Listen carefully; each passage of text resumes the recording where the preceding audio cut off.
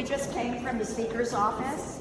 Our incredible Congress member, Gwen forced her way in there, and then I got to go in right behind her, and she was already confronting Speaker Johnson about Treasury Secretary Bessent and the stealing of Americans' private information, tax information that should never be stolen and given to this billionaire Elon Musk. And so, yeah.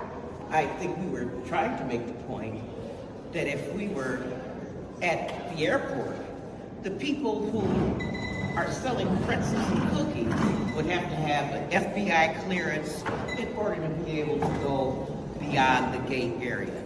This is unprecedented. It is illegal. We also brought up the point of how so many Republicans last session before last, were having a fit when they thought that Donald Trump's tax information had been leaked. None of us leaked it, but somehow someone got a hold of his former President Trump, then former President Trump's tax information, and we thought, as Democrats and Republicans, that was criminal activity, and now we have a young man who has walked into the Treasury Department, stuck in thumb drives that can be used on remote laptop computers, and we don't know why they've accessed this information, what information that they have, including sensitive military spending and activities. We don't know. And what was most disturbing to me is that the Speaker has no idea what they've been doing. And they promised us hearings on this, but the crime is in process right now. So remember, there is a law that says that nobody other than Treasury officials can get the private tax information of Americans in this country. And I sat in Ways and Means hearing after hearing where Republicans have expressed outrage about this. And where's the outrage now?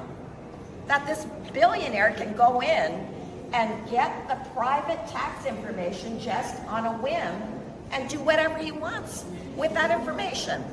That's not right. Did you get any? And, there's not any evidence. We have heard evidence that not only are they accessing information, but they have programming experience. People are in there with the ability to manipulate the data and to change settings.